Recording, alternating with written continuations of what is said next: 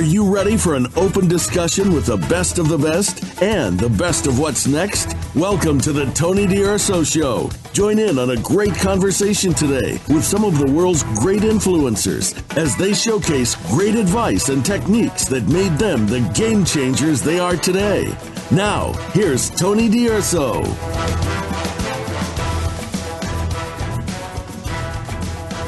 Welcome, I'm your host, Tony DUrso, and I want to thank you for being with us today as we dive into the new media environment and we figure out what we should be doing to level up our business. Now, our listeners have grown, and I really appreciate you letting some of your friends know about this show. It's all about friends helping friends, and we need that more than ever today, don't we? And it's also about turning your vision for your business, for your life, turning that vision into a reality. So please, share this with anyone that you feel will be helped by this. Today, we're going to discuss winning in media with Tom Lavecchia. So let me ask you, how familiar are you with today's media landscape? Do you think it's any different from the year before or the year before that? Are you using the same techniques to get your brand out there in the world? And how about social media? How much do you rely on it? Is it the end all? Meaning, do you only do social media to promote your business? I mean, only social media? Now, your business may not be big enough for radio, billboards, magazines, and so forth, so you think. But do you have any budget for them to get more prospects and sales in the door? Now, I'm not advocating this one way or the other. I'm not saying go do billboards and all that, but I'll bet you haven't looked at all the new options available today, have you? Exactly. Well, we're going to look at all of this with fresh eyes and update what you know about today's media environment. Meet Tom Lavecchia. He's the founder and president of X Factor Media. He's a best-selling author, and he runs the New Theory magazine and podcast, which is for forward thinkers like us. And I asked him to join us today to show us how to pivot digitally. Just pivot, just switch, and how to do that now. Let's find out more and talk to him. Hi, Tom. Welcome to the Tony DUrso Show. So glad to have you with us today. Thanks for having me, Tony. It's a pleasure to be here. Tom, we are all looking forward to learning more about winning in media. And I haven't mentioned, I've been on your show. I just wanted to let people know, check out that podcast. We go over some great things. It was a great show. I had such a blast. I gave out a lot of help to his audience. And I asked Tom to come on to my show and do the same. And I got a lot of questions about this because, you know, those questions I just asked, some of them I can't really answer. Yes, I'm doing that or whatever. I mean, this is a brain opener because sometimes you get into a rut and a routine, and I really want to learn more for myself as well. But before we do that, let's kind of fill in our audience on you and your backstory and tell us, how did it all start for you, Tom? Absolutely. So I went to Rutgers University, New Jersey, state school. I was working full time at a corporation. I also decided to do my MBA, which I did part time. So a total of 15 years in corporate, which I got 2 different degrees. Had a great run in corporate. Worked in the pharmaceutical space and medical device space. So loved corporate. It was great. And then I was like, you know what? I want more. You know, Tony, just like you probably had the itch, I wanted more. And I decided to start my media firm, X Factor Media. I did a full service digital marketing firm about 10 years ago. So I really saw things change, and I really saw people like not totally get it. And I still think they don't. Some do, some don't. The ones that are winning do, and the ones that aren't winning don't, to be candid. And we hung our shingle about almost 10 years ago, and I never looked back in corporate. It's very interesting. Now, as you were going through classes, you're going through corporate, and I did my own stint, and after a while, you just want to leave, and that's a whole different topic. But at one point, you said, "Hey, I'm gonna, I want to create this magazine, this podcast. I want create this whole new entrepreneurial life." Tell us about that vision and some of the steps that led you to building that company. So on the marketing side, I was kind of like what I call a block and tackle marketer. You know, you do SEO if you have a website, maybe a little pay per click, right? And then I started doing some PR, and I would kind of be begging people, hey, Tony, let me get in your magazine, or let me get my client in your magazine. Or I would buy media and local magazines and pay money to these people or pay a lot of money to Google. So I kind of said, hey, wait a second, why can't I get those payments? I like creating content. I know a lot of people that want to create content with me for free and paid. And let's create a little bit of a platform that could put people together. And then from there, I'll be on the other end. I'm getting the money instead of paying the money. So that's how New Theory was started. Later started the podcast when I almost went broke twice, because publishing is a tough business, probably tougher than even podcasting in terms of monetization. And decided to start a podcast. I had to let my whole staff go. It was on my last legs. And I started a podcast. I wanted to get my voice out there. Because forward, wow, now 5 years, we have New Theory podcast, and I haven't looked back. So the media portion is part of our mix of revenue centers for X Factor Media. And not to get too into what happened the last year and a half, but that diversification really saved my butt, Tony. And again, I know, like, don't put your eggs in one basket. Don't go all in on one thing. That holds true, and I'm a testament to that, because when the media kind of went down because people weren't buying ads, the marketing kind of saved my butt. It's not as high margin, it's not as glamorous. It kind of got me through it, and now the media is kind of inching its way back. Tom, you've done quite a bit, because a majority of podcasters, some 85%, don't make it to the next year. And Correct. while you have other events, or not events, you have other types of businesses that all work together.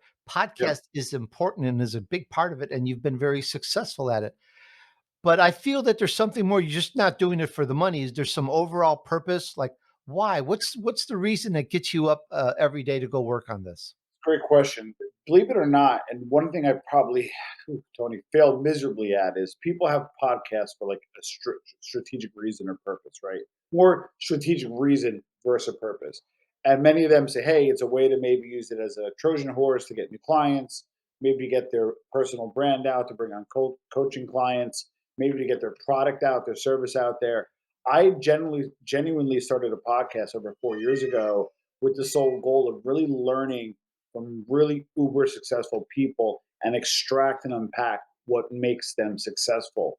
And that's kind of why I do it. And that's kind of why I did it. I don't really make a lot of money on the podcast per se. It probably represents 1% of my gross revenue per month at most. And it probably takes up, as you know, probably about 20% of my time.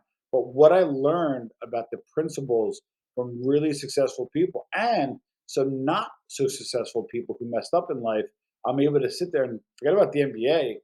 I'm able to sit there and get a PhD in life just by chatting with people like you face to face and having these open and deep dialogues. We're going to dig into quite a bit of this in just a moment. And we're talking with Tom Lavecchia about winning in media.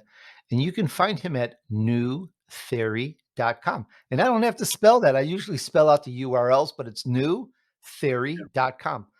All right, Tom, let's get into your vision path and let me understand this. Let me go into the whole thing, and let me start here. We think we understand the playing field, and we're going to I want to understand what's changed that makes us give it a new look. And I also, maybe that's part of it. Why is it new theory? If it's the same, great. Otherwise, take it apart. But let's go explain this and explore this. What's the playing field out here? Well, I always say, kind of our tagline, if you will, is the evolution of thought begins with a new theory, right? Usually, a new theory is formulated when there's some evolution of thought or thinking. In terms of the playing field, it's the media landscape is much different now. Forget about like social media. Social media has been around for 13 years religiously, and is an important part of the everyday mix. People are consuming media differently. They're consuming news source differently. It's having an effect on all aspects of life. But in terms of how media is consumed and what media is consumed, over probably the last 7 to 8 years has dramatically changed. Um, right now, if you have a business and you're not into rich media, well, what is rich media? This podcasting, video, infographics, deeper graphics, some interactive writing, different types of sound. That's rich media. And the truth of the matter is, if you're just still blogging or still writing or still just posting pictures, 2013 called, they want their strategy back. but now is the time to get into rich media and to go an inch wide, mile deep on rich media for your business.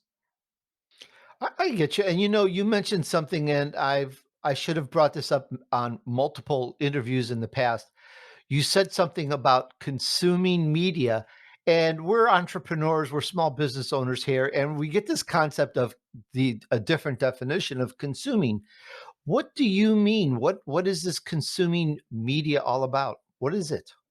So it's funny because we have clients on the agency side, and they're like, "Well, I don't, want to get into podcast advertising." And then they'll bring up a quote. Like, where did you hear that? Oh, is this through a podcast while I was running in the park, or while I was on the treadmill, or what's your favorite show? This show, and it's only on YouTube. So people are consuming not only different types of content, but in different places. So, for example, sometimes I go to sleep, and my fiance does not like this.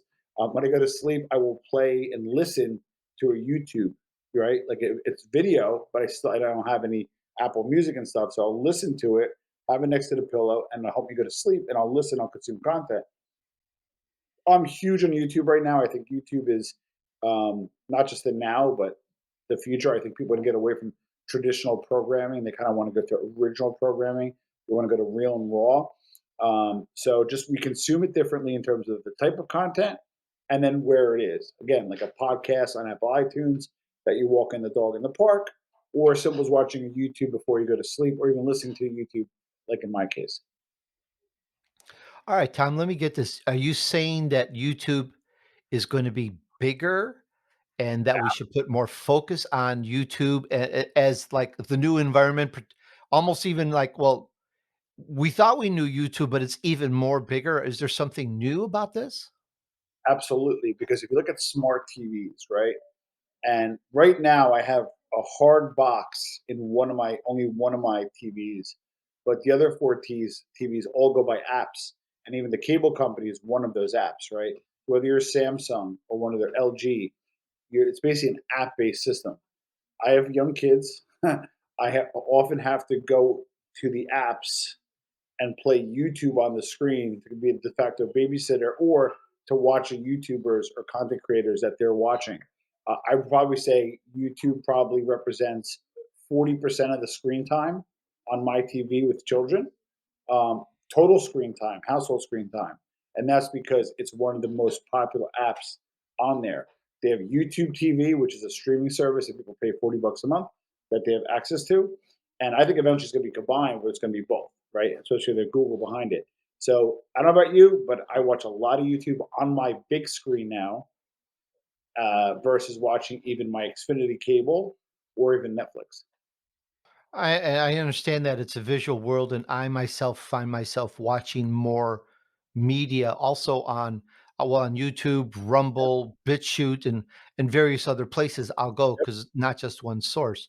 correct. And I did not used to do that before. So to me, that's I'm growing into more and more visual. I mean, if there's someone Correct. here I am, this is an audio show, 90 some percent of my audience is all audio. It's been built up that way. And now I've added video because for the audience that wants the video, but it still is separate. So that's kind of so that in a way is new for me, and I'm thinking of my audience, the entrepreneurs, small business owners, and so forth, and they're thinking, well, does this mean they should do more video communications about their business and put it on YouTube, or they should promote on video um, platforms? I kind of want to walk them through what would be a best practices and what we think would be the future for them on this. Yeah, I have a full marketing team. I don't have an editor on staff for audio or videos. I have to outsource that. It gets very expensive, especially if you have a podcast that you're making zero revenue on an episode and it costs you $70 to edit. So the economics really don't work. However, I was audio only for probably 3.5 years.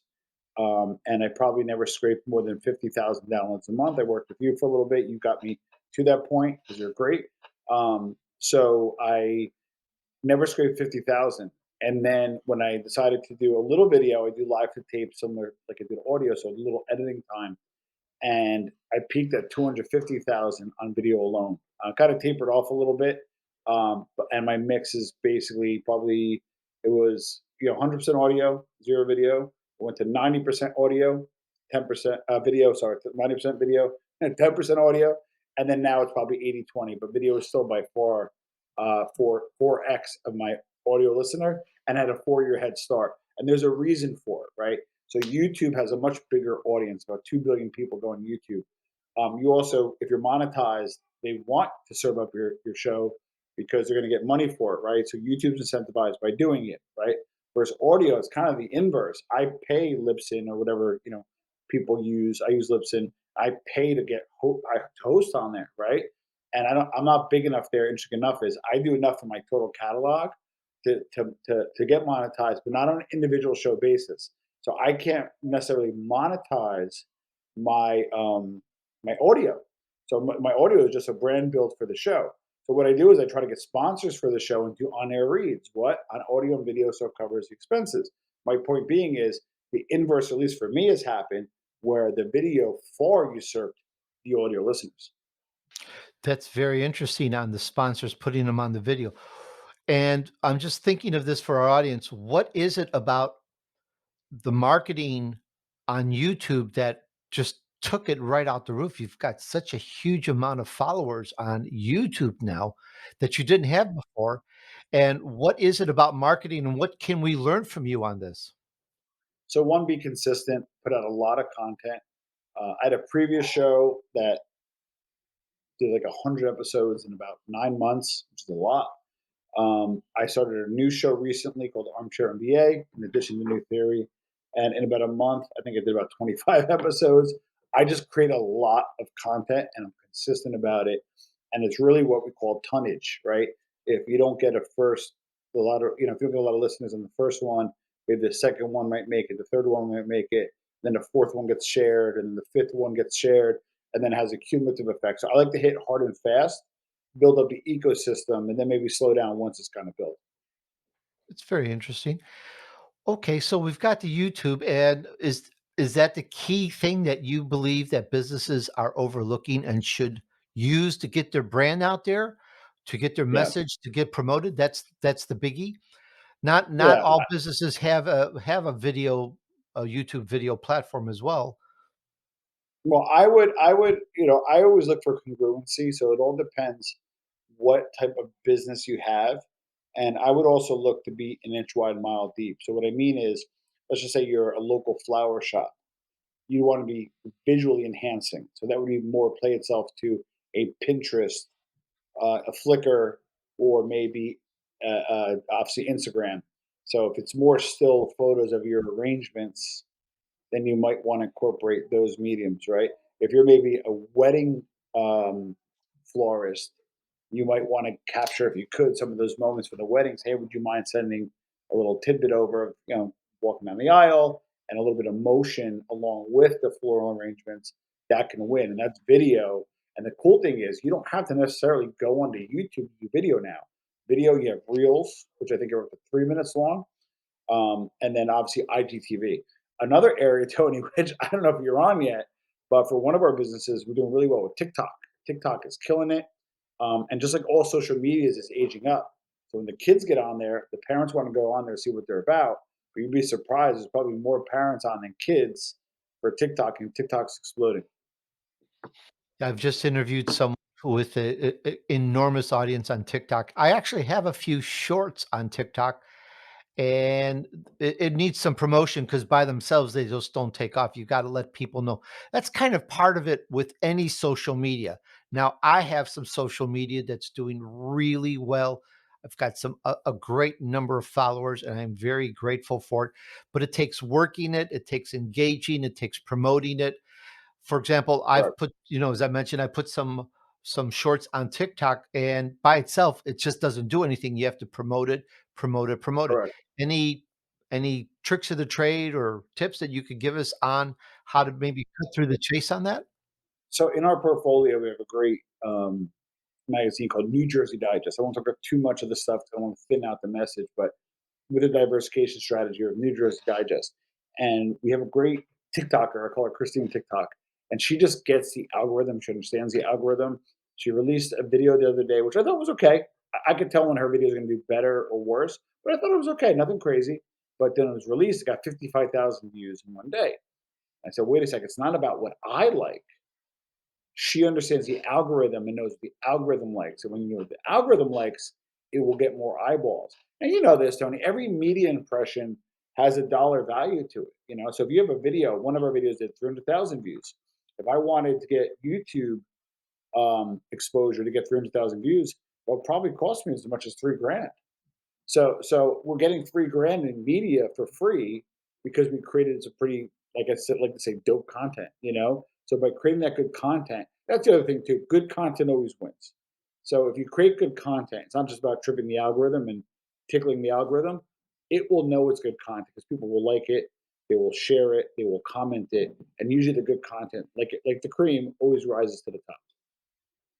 When you talk about content, one of the things that flashes in my mind right away, Tom, is keywords and SEO and saying it the right way, because we can say the same message different ways, and some are listened Correct. to more often.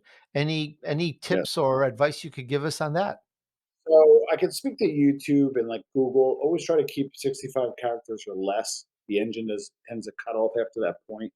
I know it's maybe an older thought, but and number two, put what your subject is earlier. So, for example, let's say for Tom Lavecchia, you're going to get you. I'm a little bit more popular, right? And you want to get more views based off my name. I would say Tom Lavecchia talks about blah blah blah. In the copy, the body, I would say Tom Lavecchia blah blah blah, and I would hashtag my name again if I was a bit more popular. And by having that alignment on the optimization, tends to you'll not go wrong on any platform by putting the subject you care about and want noticed first, and then let the algorithms take care of themselves. I often adjust. I often adjust titles if I see the discovery, meaning you have your audience, you could do some paid posts, but if you have discovery, which means people finding it organically is low, I'll change titles and sometimes that fixes it. I've seen a couple different changes over the, I think the last year for sure, on that line. We're talking about, ladies and gentlemen, we're talking about that title line, the title of the video, the title of whatever it is. It's 65 or so characters, and there's a point where it won't accept any more characters on YouTube, and it's the same with BitChute, Rumble, and these others. There's a length. I've been seeing some people putting hashtags on those. So, it's like Tony D'Urso interviews Tom Lavecchia, and then it would be hashtag, new theory or whatever. And I'm like, is that the new trend? Does that help a lot or what? Depending which platform, hashtags work better, obviously, like an Instagram or Twitter. And then you can put as much as 15. They say maybe do 5 micro, 5 macro, and 5 big. Experiment with them, see what works or what doesn't, and stop cutting and pasting the same hashtags each time because that does not work. But just throw a few hashtags in there. Again, do a lot of testing and then test again and then retest and keep finding what works. And then once you find out what works, try to wash, rinse, and repeat. This confuses me because in the hypothetical case, when this video comes out, I'm going to promote this video. It's going to be Tony D'Urso, Tom Lavecchia talking about winning with digital media. Yep. And that's probably all that's going to fit on the main line. Now, Well, I'll give you a suggestion, Tony. I'll give you a suggestion. Do you mind? yes, I don't mean to cut you off. Because I don't have a huge following, probably about 9,000 subs almost on YouTube, and I'm thankful for each sub, but it's still considered a micro account in the grand scheme. So I'm going to share it with my community, right? Probably only 20% of my community will see it. That's the way the algorithm works, right? So because I'm not a big name, I would actually lead with an evergreen topic and then our names, like use media to grow your business in 2022, and with Tom Lavecchia and Tony D'Urso. So the evergreen optimization is there. And when you put 2022, it'll at least show that it's current and have a better chance of coming up. and you'll get those who know, like, and trust you, know, like, and trust you, right? The few people that know, like, and me, know, like, and trust me are going to see it. I want to be discovered. I want us to be discovered by people when we put an evergreen, right? What's evergreen mean? Pretty much full time, 365 will be available, via search, and is not seasonal, right? And by putting 2022, you have a year and a month to get it viewed. So that's how I would optimize it, Tony. We should have a little fun with it. We should put it up with that type of title, right? And then look to see your discovery versus previous videos, and then we'll send each other a beer or a cappuccino if it goes higher than the previous. Yeah, I'm all there for the cappuccino. Tom, we're gonna do that off air. And part of what I was the topic or the point I wanted to make on this is that title is just a title. We're gonna play this game, and we're gonna come up with something as best as possible, as straightforward as possible about what the show is. It's gonna be the truth. It's just how you say it. But in the body, in the content, if the AI, if the search engine or whatever goes in the rest, we're talking about podcasting, marketing, branding, getting messages. Doesn't that play a factor in, in that YouTube or that platform, promoting it to people interested in that message as well? You could put that as a supporting statement. So, how to use media to grow your business in 2022. Repeat it in the first line, and then say, Tom and Tony discuss the use of podcasting and other rich media such as blah blah blah blah blah, and check this out to learn more, or watch this video to learn more. And by having it in the title, there might be a chance where somebody may say, hey, does podcasting make sense in 2022 for your business? And you may have a chance of coming at that as well. So it doesn't hurt to have it there. And then for YouTube, generally keywords on WordPress and websites don't work. Like when you put the little keywords in the bottom in your SEO plugin, it doesn't really work as much. However, it does still work for YouTube in the title and title tags, like the tags they call them. And I still believe they do work for YouTube. So to make it clear for the audience, that title, that 65 or whatever character title, is very key in Correct. getting the attention of the intelligence behind that platform, the AI or whatever, their algorithms, logarithms, etc., to get them to promote it more or not promote it as much. And I've had the adverse happen to me last year, but that's a whole different story. My YouTube is because I said some things that were true about how to help productivity. I didn't use the right words, and it came across as something else, and YouTube uh, gave me less visitors on that, which is really, really strange. But that was just on YouTube. Everywhere else, it's blown up. So the point on that is that there are different platforms, I guess, that think differently. They have AI, they have computers that are very smart, but they're also myopic. You say a Correct. word, and they think that that's what it's all about. It's getting better though. It's getting better though. Because AI does use machine learning, and it's constantly adjusting in those iterations. So the speech used to be, right. It used to be SEO centric. I didn't mean to cut you off, Tony, but SEO centric, meaning how to grow your business in 2022. And if you didn't type that in, it didn't come up. But who talks like that? Like people talk like, or write like, well, we'll get this voice in a second, but people talk like, hey, um, and when they do write, look, I'm looking to expand my business through alternative forms of marketing. And that's what it's called, long tail. Long tail is 5 words or more. Like, for example, I used to work a lot with plastic surgeons. Every time I look at me, I'm like the plumber with the leaky pipe, but I used to work a lot with plastic surgeons. I'm like, they were like, well, I typed in plastic surgeon NYC and I didn't come up number one. Well, you don't want to come up for number one for plastic surgeon NYC. You want to come up for best plastic surgeon for male breast reduction in New York City. And what happens when you come up for the real search, the semantic search, the real search terms? That's when you win. While everybody's fighting for these keywords, we want to come up for long tail and where you want to come up, right? Now that's kind of for SEO purposes, right? But for video, right? For video, the same goes for voice, right? So do you have an Amazon Echo or Google Home thing in your house? No, actually, I don't. I I have a don't either. computer. I'm joking. I have a computer. I can watch anything I want on there, and it's Well, it's an audio thing, right? And I think us Italians don't like to be recorded a lot. Just kidding. So we don't tend to have it because they do listen to your voice. So point being is, if you have an Amazon Alexa or Echo, whatever the heck it's called these days, or the Apple Siri, the search is audio search. Hey, who's a good painter in the Woodbridge, New Jersey area? It's not Painter Woodbridge or Painter New Jersey. It's a long tail. So when you want to optimize whatever you're looking to optimize for, be considerate, even if it's written form, be considerate of voice centric searches. I think as much as 20% of searches are voice. What about Siri? Hey, what's the nearest barber shop near me that's open right now? So if you're optimized for voice search, as Gary Vee says, is the new NCAP, and I believe in that wholeheartedly.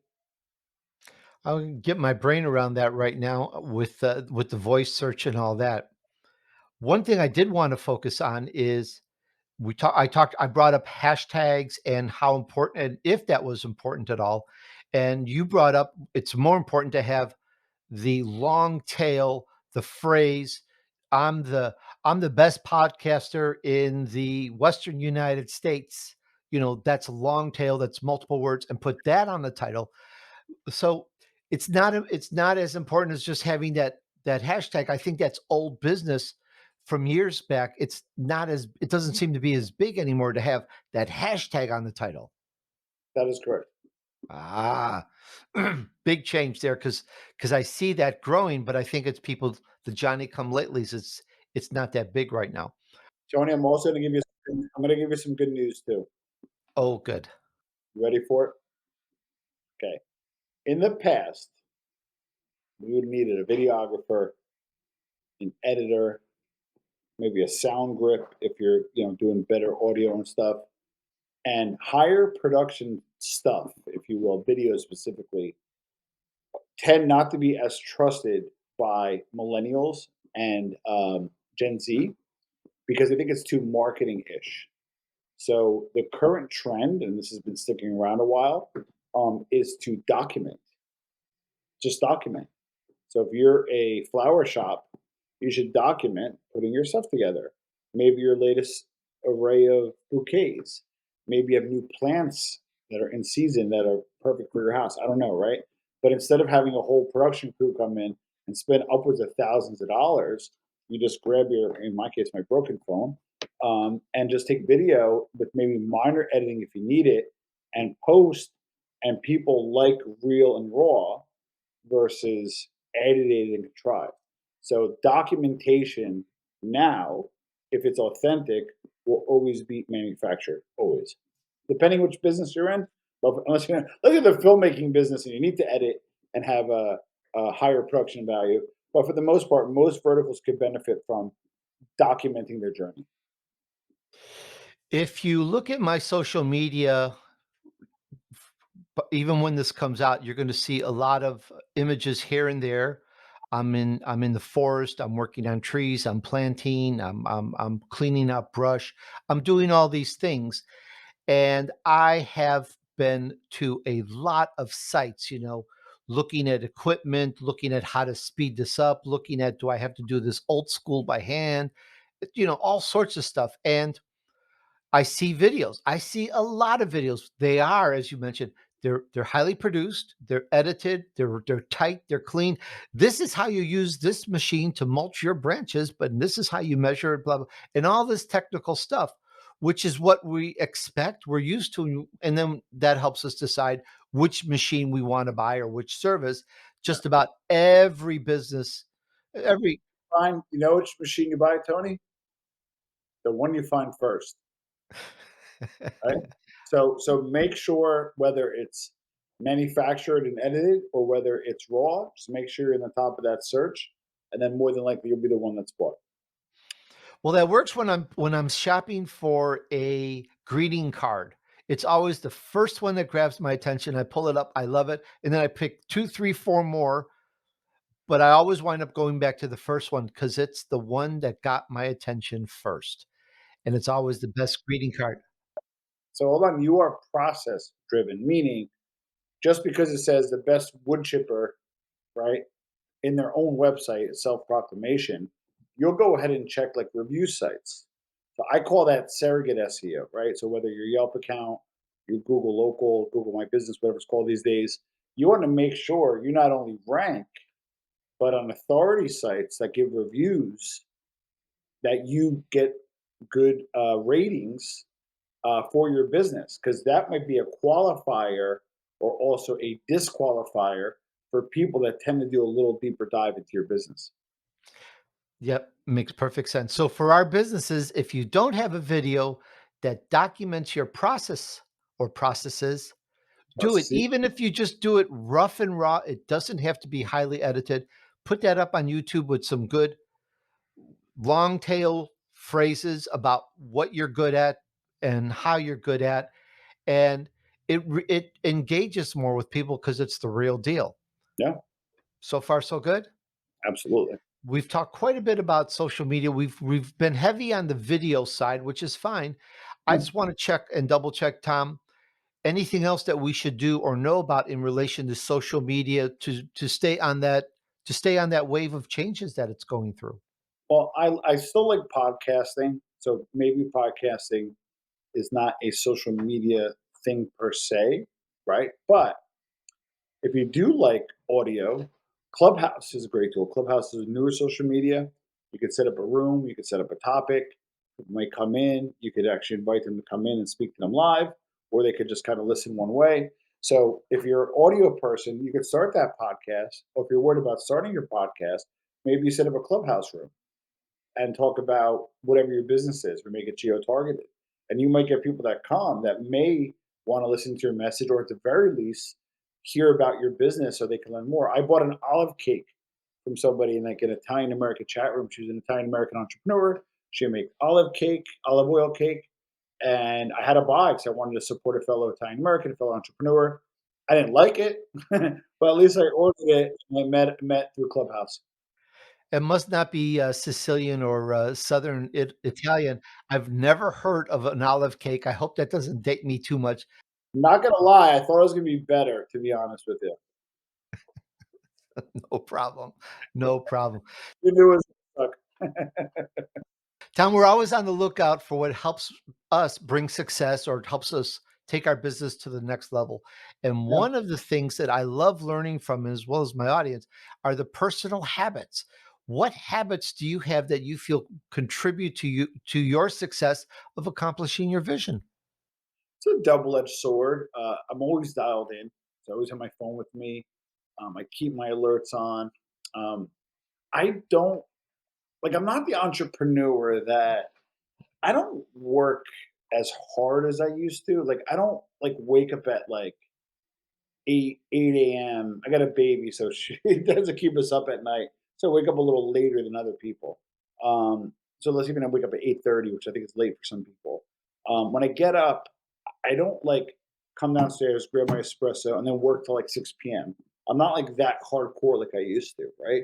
But I may work a 4 hour sprint, relax a little bit, go for a walk, hang out with the baby, hang out with my fiance, be with my kids, and then kind of maybe another 2 hours later, and then at night do some email. So I probably piece together a full day, but it's not consecutive, and I'm always dialed in, so I very rarely miss anything.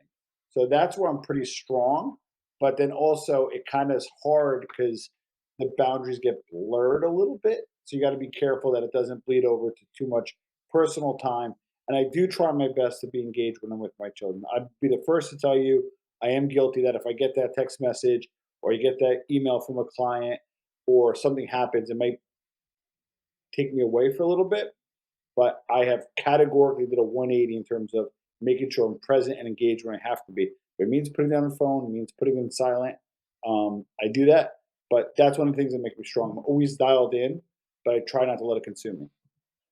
Tom, for me, the big takeaway of what you've just said is when you wake up in the morning, you go downstairs and you grab that espresso. That I got it. That's key. That's right. That's right. I'm down to 3 a day, so that's good. That's a big diet. Yeah, that's what I'm saying. That's what I'm saying. Tom, are there any other great resources that you would like to share with our audience entrepreneurs? Anything that you want to, any good book you're reading or anything that you feel you'd like to share with them? In terms of books and stuff, I'm kind of going back to the basics.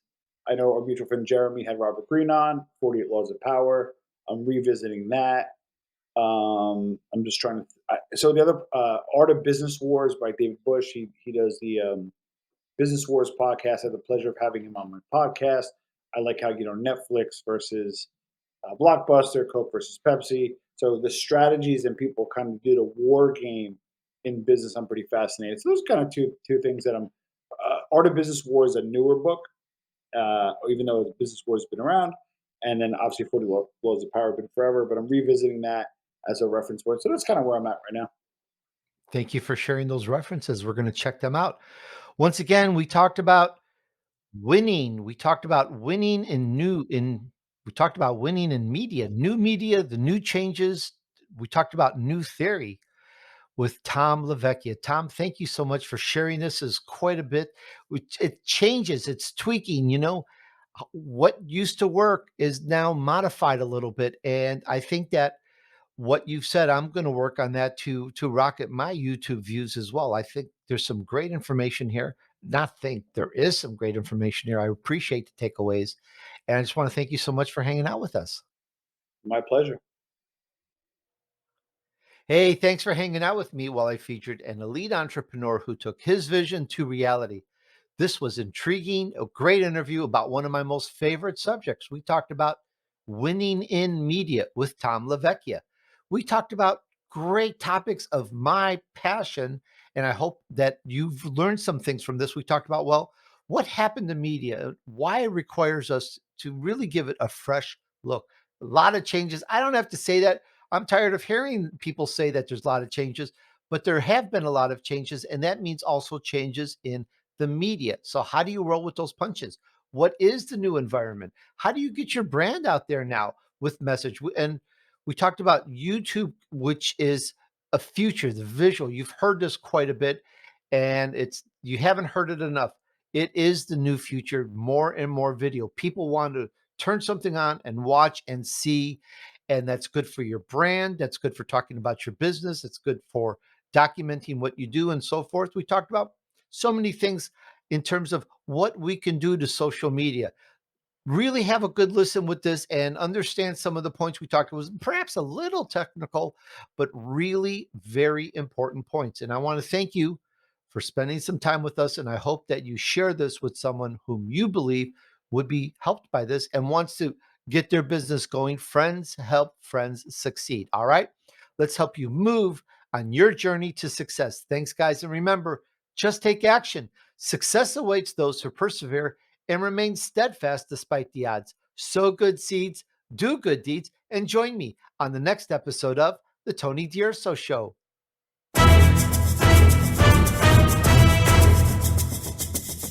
We hope you've enjoyed this week's edition of The Tony DUrso Show with his key influencers. Be sure to tune in again next Friday at 5 p.m. Eastern Time, 2 p.m. Pacific Time on the Voice America Influencers channel.